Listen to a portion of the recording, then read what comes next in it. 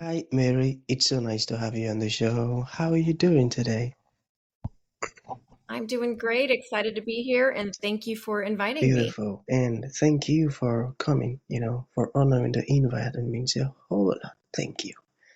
Okay, Mary, You're very yeah, I am quite excited to have you on the show for some reasons. All right.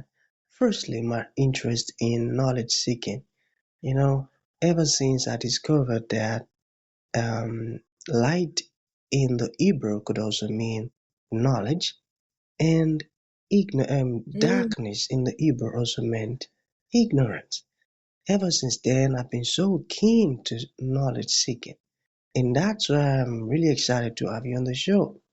Okay, the second reason I'm excited is I believe there are some things that Mary knows that some of my audience needs to hear you say these stuff, directly from your mouth in order for them to experience transformation. I firmly believe that. And lastly, that is me. I am so convinced that I am definitely going to learn one or two things from your insight, your story, and your experiences. So, right now, I want you to view me and the audience by the time they will listen to our conversation like you're a student, all right? And you are a teacher now. We want to learn from you. You get that? Okay. Absolutely. Sure. Okay. So, Got it. let's get started with your introduction. How the journey has been so far, how you got here. Then afterwards, I've gotten some beautiful questions for you. Okay, Mary, over to you. So, my name's Mary Beth Schrudder. I founded Day One Life Coaching. And the reason I wanted to be a life coach is because I actually got through a lot of darkness, like you mentioned. I got through a lot of darkness myself. My background has, we all have trauma. I have never really, I've met people who don't think they've had trauma in their background, but it turns out they really do. They just don't understand. Like a trauma in your background could be your parents divorcing, even something like that. And my parents divorced when I was 5.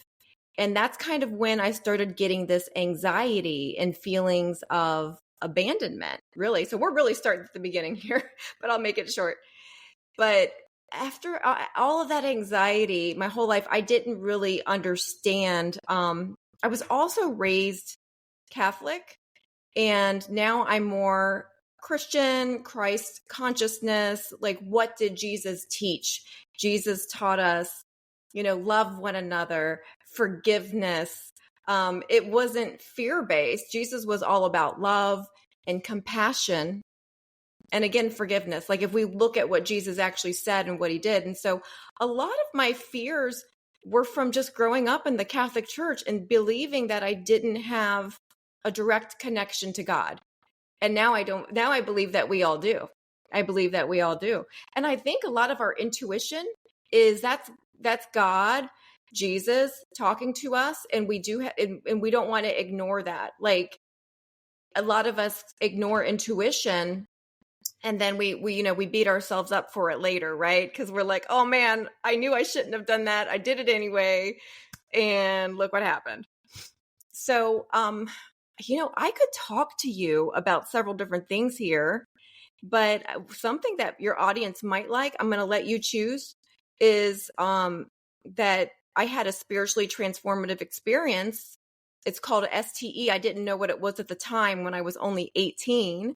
Would you like me to bring that up at all, or Yeah, should we get sure, into the addiction sure, stuff? sure. Okay, because it kind of all goes together. It really does. So, I've always been a spiritual seeker, probably because I had all this anxiety and, you know, uh, abandonment fears my whole life. So it kind of puts you over into looking for help, right? So I'm always reading. I grew up reading self-help books and always lean towards spiritual stuff. That's really what I love and what I'm attracted to. And I started reading books. I did a project actually when I was 18 on near death experiences. And so I was reading a bunch of books back then.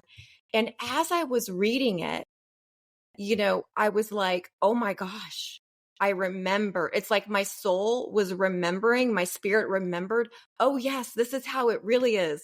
And I was for 2 weeks in this spiritually transformative experience going on where I am just in pure bliss and joy and unconditional love just surrounding me and feeling it. And like I didn't know what was happening to me. Just to give your audience an idea, this was a long time ago. I'm 50 years old now, and this was when I was 18. So back when I was 18, we didn't have the internet. We didn't have anything, and nobody was talking about spiritual stuff at all. Like nobody I knew anyway. And I didn't know what happened to me. So what I did is I started going to the library and bookstores and reading everything I could. Like, what was this? And it turns out that it's kind of common. A lot of people have spiritually transformative experience, except they didn't call it that. That's a new term that's been coined very recently. What they called it, like nirvana is a name. People meditate forever just to have this experience. And just for a minute, and I had it for 2 weeks. And I'm not trying to say I'm special or anything, but looking back in retrospect, I believe it happened to me for a reason. The reason it happened is the way my life unfolded after that is that I'm supposed to be teaching exactly what I'm teaching. So interestingly enough, when I was in that beautiful state and just I'm looking around, things were telepathic for me. I would think of a question and I was like able to get the answer. Like I was tuned in to, I want to say God. I was tuned into source somehow. Like I would just think something. I was able to see how we are all connected. We are all connected. Like I remember I lived in Houston, Texas growing up. And I remember looking at this homeless guy and I just saw him as his spirit.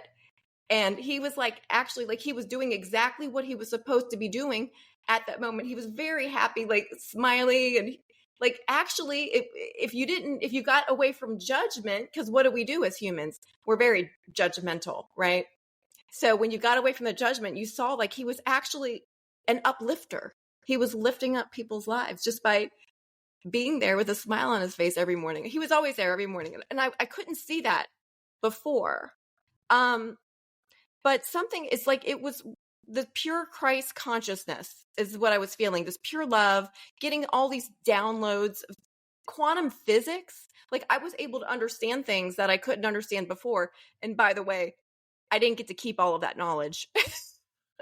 I think it's in my subconscious somewhere, but I didn't get to keep it all. But what happened is because I didn't have a tribe, I didn't have anyone to talk to about that. I was telling friends and family members, and they just thought I sounded crazy. Because how do you explain it? I was basically on this super high frequency that nobody else could tune into, right? And so the world slowly started bringing me down and back to my old vibration. And I didn't know how to integrate that experience into my everyday 18-year-old life.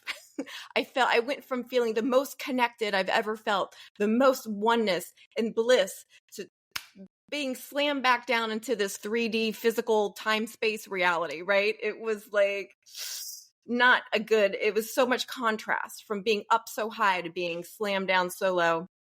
And so because I didn't integrate it well, I didn't know who to talk to. There was no internet to look things up on.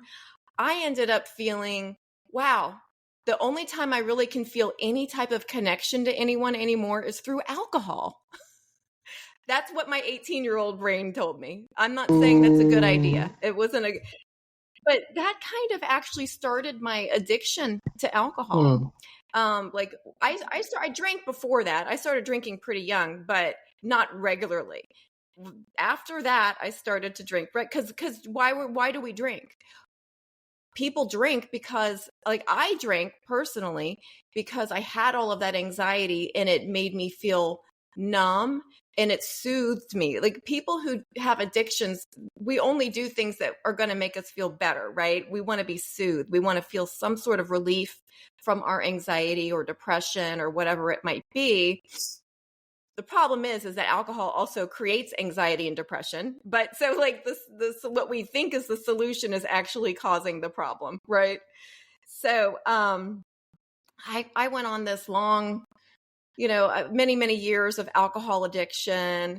And I kind of have that addictive personality. Some of us do. Like you just food addiction, toxic relationship addiction, all of these addictions, all the things. And like, or some people call it love addiction. Like a lot of trauma leads us to, like, I had some trauma with some family members that what you end up doing later in life is you end up finding that familiar relationship dynamic. Like, I'm going to get it right with this person at this time. You're repeating patterns, subconscious patterns. And so I would always find these difficult people that reminded me of my relationship with my dad or whatever, right? And then like you kind of try to repeat it in order to get it right this time because it's familiar to you and you don't even know what a healthy relationship is, right? So now I help people with relationships, having conscious relationships as opposed to just being reactive in relationships. So most people are not even self-aware. They don't know what their subconscious triggers are. They don't know those patterns. They don't understand, like, these are things that we need to do. Have you heard of shadow work? Have you heard of shadow work? Yeah, so this is something that we really Yeah. need to do, is to take a look at our traumas, take a look at all these patterns, bring them, all this subconscious crap to the surface. It's called the work, and it's not fun, but that's the only way we can really heal, And for me, the spiritual work is what really lifted me up. So that's what I teach. Mm. Like, I teach people how to really, that we have so much more control of our day than people realize. Humans are creators. We're Yeah. meant to be creating every day. And when we're not creating, it's depressing. Like, we're supposed to be creating. So a lot of people that are depressed, it's because they're not doing what they came here to do.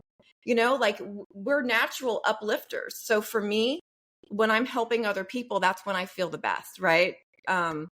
But I'll let you ask me a question now, Yeah. since I Yeah. rambled for so long. Beautiful. You know, it was so interesting listening to you, and I realized that you've actually you've actually had some, that encounter you had. It's actually a great one, I tell you. And I believe that God made you at such a mighty experience for some reasons. And you mentioned that you're now helping people spiritually. That's amazing. That part where you mentioned that you saw that man and spiritually now he was doing what he was supposed to do, uplifting people with his smile and all of that. But you see, if you want to look at it from the human lens now, most people would judge him, man, based on his appearance. You get it? So that's a great one. Mhm. That's a great one. So we just have a few questions left. You've literally answered some of our questions. Mhm. Okay, so shall we get started with the questions? Yeah, you Absolutely. mentioned addiction. Okay, and I believe that most people are clueless about their addictions. So can we discuss addiction awareness? Can you talk to us about that? Yeah, most people are clueless about their addictions. And I was one of those people, by the way. It's funny because I was already a life coach for like 2 or 3 years. And I decided to add a niche, like, oh, now I'm going to help people with addiction, not realizing that I myself was very addicted to alcohol. So let's think about this. Like, I didn't have a rock bottom. I was running 2 businesses. I was very functional. My thing was red wine. And I drank red wine every night. And I felt like it was my reward, like I deserved it at the end of the day. And I thought it was helping me. But it wasn't. Like we said earlier, that solution was actually the problem. And it started to, alcohol is very progressive. Like, it starts to affect you more and more later on in life, right? And so I've been alcohol free. I just had my 5-year alcohol free anniversary, that I just decided that there's no way. I knew too much about frequency and vibration, and how it's such a low vibrational substance, that, it actually no longer was a match to me. It had to go. It no longer served me. And it was affecting my sleep. It was affecting my next day. I wasn't able to be the best coach that I could be. And this was only a couple glasses. You guys, I wasn't like this alcoholic drinking under the bridge. I'm drinking a couple glasses of red wine, and it was really lowering my vibration, and everything's energy. So for anyone who hasn't looked into law of attraction, I do teach law of attraction. And just like we are all energy, I believe Jesus was teaching, it wasn't called law of attraction back in the day, but he was teaching us about energy, and he was going out and meditating, and he was showing you this is stuff that we do every day to tune into God, to tune into our source. And we need to go out of our way every day and do these spiritual practices. So an addiction, to answer your question, is anything that's really hard for you to get rid of, but it's destroying your life. Destroying is even a strong word. It's affecting your life in a negative way. So let's talk about anything that you can't, it's really hard to let go of for a week. That's an addiction, right? If it's a week's time and you're just like, oh my gosh, every single one of us is addicted to our cell phones, right? And our technology. It's all of us have addictions. Right. Sometimes it's just sugar, but sugar can make us gain weight and make us unhealthy, or it does do that stuff if you do it long enough, and it causes disease. So that's an addiction. So I had a sugar addiction for sure, that I don't do sugar anymore, and I feel so much better. Caffeine's an addiction. Like people I don't have addictions. Well, you're getting up every morning and drinking, caffeine's a plant toxin, if we're being honest. Like I gave up that too.